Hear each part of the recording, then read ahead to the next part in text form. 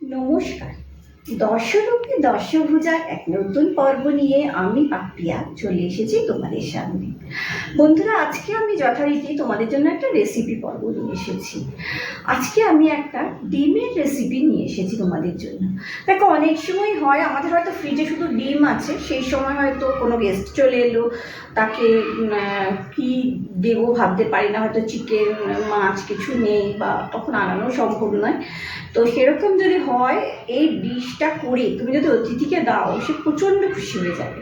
আর আরেকটা ব্যাপার হচ্ছে, এই ডিম তো অনেকেই খেতে ভালোবাসো, তাদেরও এটা ভীষণ ভালো লাগবে। এটা একটা রাজকীয় ডিশ বলা যায়, অদ্ভুত সুন্দর টেস্ট হয়। চলো দেখাই এর জন্য কি কি লাগছে। এর জন্য লাগছে ডিমটা আমি সেদ্ধ করে নিয়েছি। এখানে 6টা ডিম আছে, তোমরা যেরম ইচ্ছা, যার যটা ইচ্ছা 10টা 12টা যা খুশি করতে পারো, আমি 6টা দিয়ে করছি। আচ্ছা, এরপরে এর জন্য লাগবে, এটা হচ্ছে দুধ দিয়ে আমি কাজু বাদাম বেটে নিয়েছি। এখানে ধরো গোটা 15-20টা কাজু রয়েছে। একটু গরম দুধের মধ্যে ফেলে সেটাকে একটু ভিজিয়ে রেখে তারপরে এটাকে মিক্সিতে পেস্ট করে নিয়েছি। আচ্ছা, এটা হচ্ছে দইটাকে ফেটিয়ে নিতে হবে। আর এখানে রয়েছে মাঝারি সাইজের 2টো পেঁয়াজ। আমার ওই 6টা যে ডিম রেখেছি তো, তার জন্য 2টো পেঁয়াজ লাগবে। এবার তোমরা যদি ডিমের পরিমাণ বাড়াও, সেই অনুযায়ী বাড়ালে বা কমালে সেই অনুযায়ী করতে হবে। তো আমি এটাকে সরু সরু করে আর কি কেটে নিয়েছি। আর লাগছে এখানে দেখো আদা আর রসুনের পেস্ট। এটা হচ্ছে কাসৌরি মেথি। আমি বললাম এটা একটা রাজকীয় ডিশ, তার জন্য একটু জিনিস লাগবে। আর একটা আমি গুঁড়ো মশলা বানাবো, এইটা দেখো। এর জন্য লাগছে জিরে, গোলমরিচ, এখানে হচ্ছে গরম মশলা, 2টো ছোট্ট ছোট্ট তেজপাতা নিয়েছি, আর লাগছে শুকনো লঙ্কা। আমি 3টে দিচ্ছি, তোমরা যে যেরকম ঝাল খাও সেই অনুযায়ী বাড়াবে কমাবে। এটাকে আমি একটু ড্রাই রোস্ট করে নিয়ে মিক্সিতে গুঁড়ো করে নেব। চলো দেখাই। আচ্ছা, আর যেগুলো লাগছে সেগুলো বলে নিই। এটা লাগছে নুন, চিনি, আর রান্নাটা করবো আমি ফরচুন সানফ্লাওয়ার অয়েলে। আর এটা হচ্ছে ক্রিম লাগবে এটাতে। তো চলো, আর একটা না তড়কার জন্যে লাস্টে একটা সেই বলে না যে তড়কা দেওয়া, সেই জিনিসটার জন্য একটা মশলা লাগবে, সেটা আমি তোমাদের পরে দেখাবো। আগে এই জিনিসগুলো ড্রাই রোস্ট করে নিই, তারপর তোমাদের দেখাচ্ছি।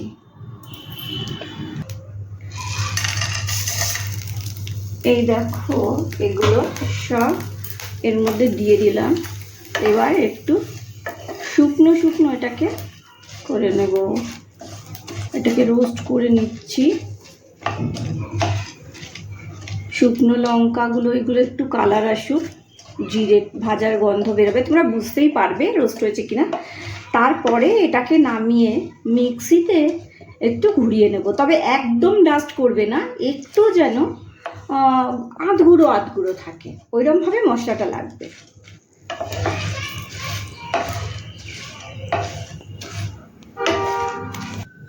আচ্ছা, এবার ওই যেটা তোমাদের দেখালাম যে ড্রাই রোস্ট করেছি, ওটাকে আমি মিক্সিতে একটু হাফ ভাঙা, মানে পুরো ডাস্ট করবে না, একদম একদম ফাইন ডাস্ট নয়, কিছুটা যাতে গোটা গোটা থাকে ওরকমভাবে এই ডাস্টটা করে নেবে।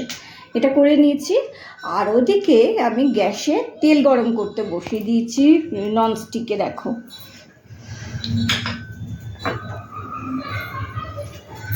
এইবার তেলটা গরম হয়ে গেছে। এইবার করব কি, আমি প্রথমে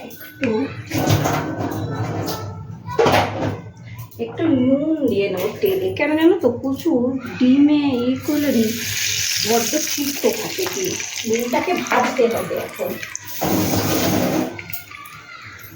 তা আমি গ্যাসের ফ্লেমটা একদম কমিয়ে নিয়েছি। এবার ডিমগুলোকে দিয়ে দেবো। আমি এতে কিন্তু হলুদ দেবো না।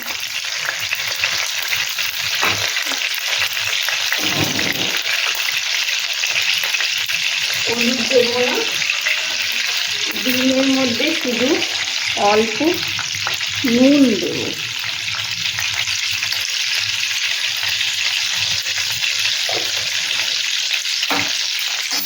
নুন দিয়ে একদম লো ফ্লেমে এগুলোকে ভেজে নেব, কালার হওয়া পর্যন্ত এটাকে ভেজে নেব।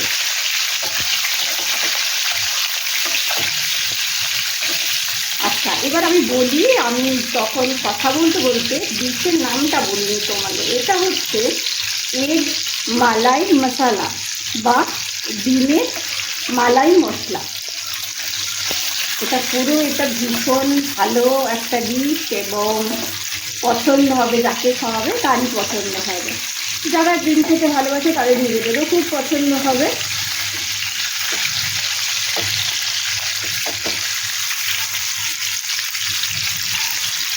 আমি একদম লো ফ্লেমে রেখেছি বলে একটু সময় লাগছে, কিন্তু লো ফ্লেমেই রাখবো, না হলে কী হবে জানো তো, ওই বেশি খেতে যাবে, আমি সেইটা চাইছি না। সেই জন্য লো ফ্লেমে রেখে এটাকে আমি ভেজে নেব। দিয়ে যখন ওপরটা একটু কালার আসবে গোল্ডেন গোল্ডেন, তখন আমি এগুলোকে নামিয়ে নেব। এই দেখো ডিমগুলো ভাজা হয়ে গেছে। এরকমভাবে ভাজবে, মানে বেশি ভাজাও নয়, আর হলুদ দেবো না বলে একটু সাদা তো থাকবেই এটা। আর যেহেতু মালাইয়ের ব্যাপার, তাই জন্য এটাকে বেশি হলুদ করলে ভালো লাগবে না। ডিমগুলো ভাজা হয়ে গেছে, ডিমগুলোকে তুলে নিচ্ছি। এবার দেখো ননস্টিকে অনেকটা তেল রয়েছে, এবার আমাকে আর তেল দিতে হবে না। এর মধ্যে আমি করবো কি, এই যে পেঁয়াজটা ছিল, পেঁয়াজটা এই তেলের মধ্যে দিয়ে দেবো। ফ্লেমটা আমার কমানোই আছে, না হলে ছিটতে থাকবে। পেঁয়াজটা এবার একটু দিয়ে ভাজা ভাজা করবো, যাতে পেঁয়াজের কাঁচা ভাবটা চলে যায়। ফ্লেমটা একটু বাড়িয়ে দিচ্ছি। এবার এখন কিন্তু আমি নুন টুন কিছু দেবো না এর মধ্যে। পেঁয়াজটাকে ভালো করে ভাজবো, একটু 1-2 মিনিট ভাজা হোক, তারপরে স্টেপে যাচ্ছি। এই দেখো পেঁয়াজটা এবার ভাজা হয়ে গেছে। এবার এই যে আদা আর রসুনের পেস্ট ছিল, এইটা আমি দিয়ে দেবো এর মধ্যে, পুরোটাই দিয়ে দিচ্ছি। আদা আর রসুনের পেস্টটা দিয়ে দিলাম। এবার এটাকেও এটার সাথে মিশিয়ে একটু ভেজে নেব, তো টাইম লাগবে না।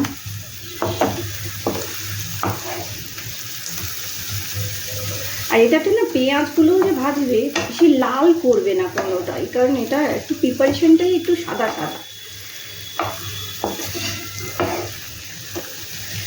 এটা দিয়ে দিলাম, পেঁয়াজ আর রসুন আর আদা মিলিয়ে একটা ফ্লেভার বেরিয়েছে, বুঝতেই পারবে যে ভাজা হয়ে গেছে, তার একটা গন্ধ বেরোতে থাকবে।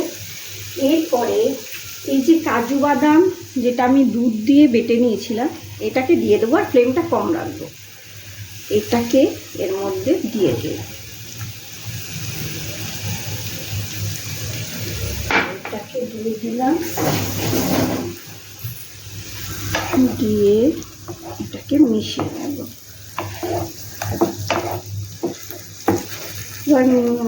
ফ্লেমটা একটু মিডিয়াম করব, মানে পুরো মাঝারি আঁচ নয়, একদম লো থেকে একটু বেশি। এবার এটাকে ভালো করে সাঁতলে নেব, যাকে বলে। তোমরা বুঝতে পারবে যখন কাজু বাদামটা মানে ভাজা ভাজা হয়ে যাবে না, তখন একটা একটু ছাড়া ছাড়া কেমন ভাব হয়ে যাবে, তেল ছেড়ে যাবে, সেটা বুঝতে পারবে।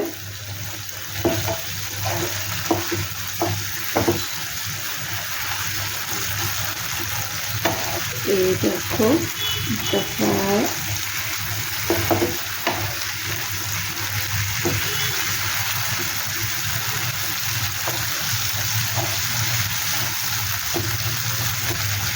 কাজু বাদামটা হয়ে গেছে, তেল ছেড়ে দিয়েছে এটা। এরপরে আমি যে গুঁড়ো মশলাটা বানিয়েছিলাম, সেই গুঁড়ো মশলাটা এর মধ্যে দিয়ে দেব।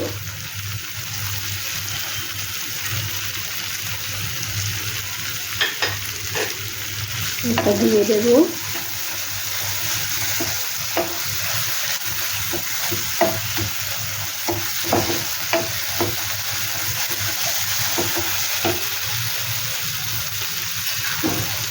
এটা দিয়ে কাজু বাদাম বাটাটা যে বাটিটাই ছিল ওটা ধুয়ে একটু জল দিয়ে দেবো ওর মধ্যে। আর বলে নিই এই রেসিপিটা না খুব বেশি ঝোল ঝোল ব্যাপারটা হবে না, এটা কিন্তু একটু মাখা মাখা হবে।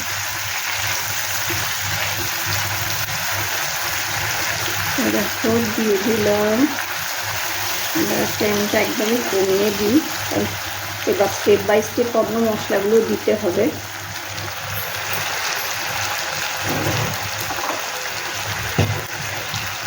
এইবার এতক্ষণ নুন দিইনি, এবার এটাতে নুন দেবো। নুনটা আন্দাজ মতো দিলাম।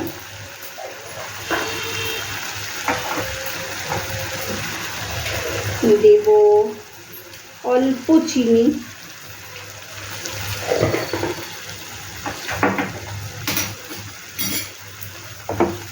মিশিয়ে অল্প চিনি দিয়ে দিলাম। এরপরে এই যে দইটা ছিল, যেটা আমি ভালো করে ফেটিয়ে রেখেছিলাম, দইটা এর মধ্যে দিয়ে দেবো।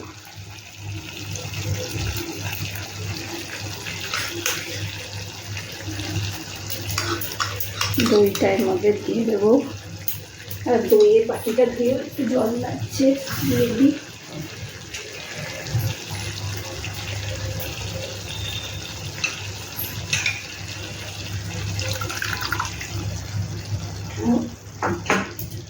দিয়ে দিলাম। এটার গ্রেভিটা কিন্তু একটু ঘন হবে। এবার দেখো এগুলো সব দিয়ে দিলাম। এবার আমি 2 থেকে 3 মিনিটের জন্য এটাকে ঢাকা দিয়ে দেবো, তারপর তোমাদের দেখাচ্ছি। এইবার দেখো এটা ফুটে গেছে। এবার করবো কি, ডিমগুলো এক এক করে এর মধ্যে দিয়ে দেবো, গ্রেভির মধ্যে এগুলো দিয়ে দেবো।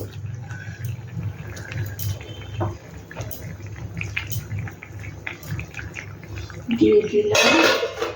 এরপরে এর মধ্যে দেব,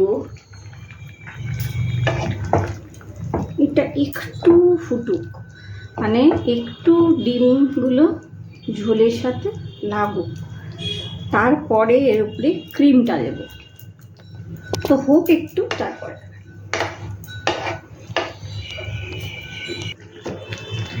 এই দেখো এবার ডিমগুলো গ্রেভিতে ভালো করে হয়ে গেছে। আর ডিমগুলো একটু কেটে কেটে দেবে, করে মানে গাটা একটু চিড়ে দেবে, তাহলে ভালো করে ঢুকে যাবে। এবার আমি এই ক্রিমটা দিয়ে দেবো এর উপর।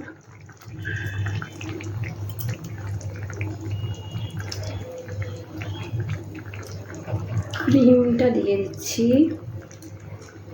আর দিয়ে দেবো এর উপর কসৌরি মেথিটা। যখন বানাবে দেখবে একটা দারুণ ফ্লেভার আসবে এটার। কসৌরি মেথিটা দিয়ে দিলাম, দিয়ে এইটা এবার অফ করে দেবো। ক্রিমটা দিয়ে বেশিক্ষণ ফোটানোর দরকার নেই, অফ করে দেবো। এবার তোমাদের আরেকটা জিনিস দেখাচ্ছি, এটা করতে লাগবে ওটা টেস্ট বাড়ানোর জন্য। এখানে দেখো আমি আরেকটা কড়াই বসিয়ে দিলাম ননস্টিকের। এর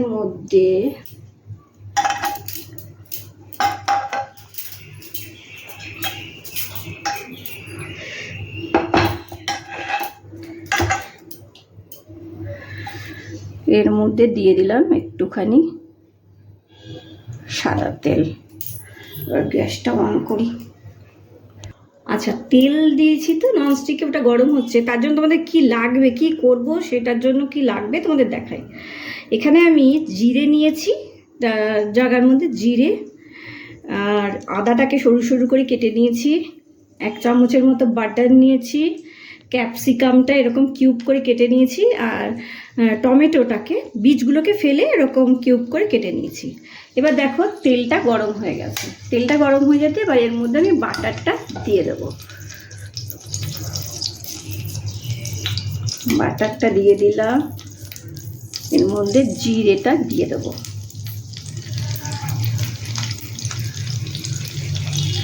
জিরেটা দিয়ে তার মধ্যে আদাগুলো দিয়ে দিলাম।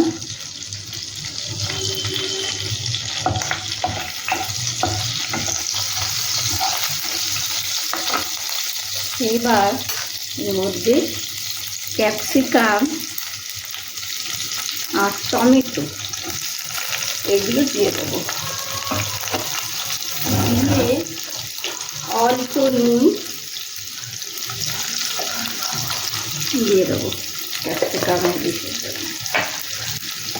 দিয়ে ফ্লেমটা একটু বাড়িয়ে নিলাম, নিয়ে এটা একটু হালকা ভাজা ভাজা করবো, মানে এখন তো একদম কাঁচা রয়েছে, সেটা যাতে না হয়, বা বেশিও ভাজবো না যে গলে যাবে বা পুড়ে যাবে এরকমও না, মানে যেরকম তোমরা চিলি চিকেনে খাও না একটু শক্ত শক্ত থাকে ক্যাপসিকামটা, ওরকমভাবে ভেজে নেব। ভেজে নিয়ে এই জিনিসটা আমি ডিমের যে গ্রেভিটা আছে ওর মধ্যে ঢেলে দেবো। তো এটা একটু ভেজে নিই, তারপর তোমাদের দেখাচ্ছি। এইটা দেখো একটু ভাজা ভাজা হয়ে গেছে। এবার এইটাকে নিয়ে এই যে ডিমের যে গ্রেভিটা ছিল ওর মধ্যে এটা ঢেলে দেবো, বাটারি শুদ্ধ সব ঢেলে দেবো।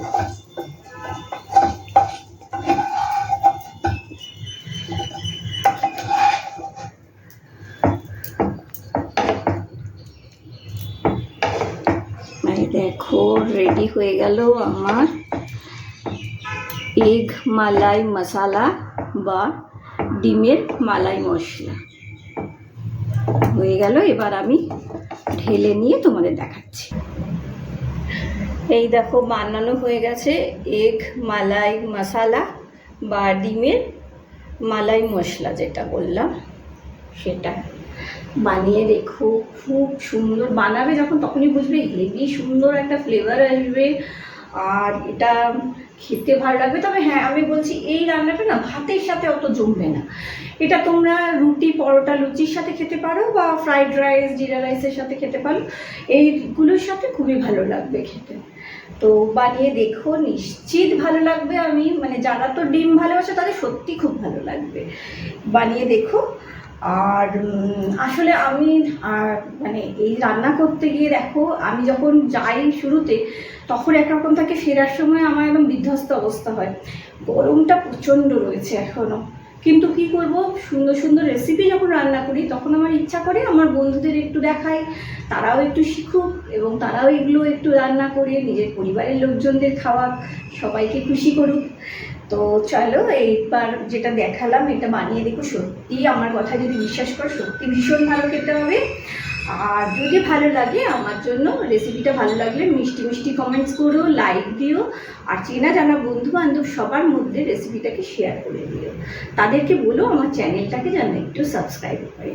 আজ আর বেশি কিছু বলছি না, চলো এটা নিয়ে তাড়াতাড়ি বসতে হবে তো খেতে।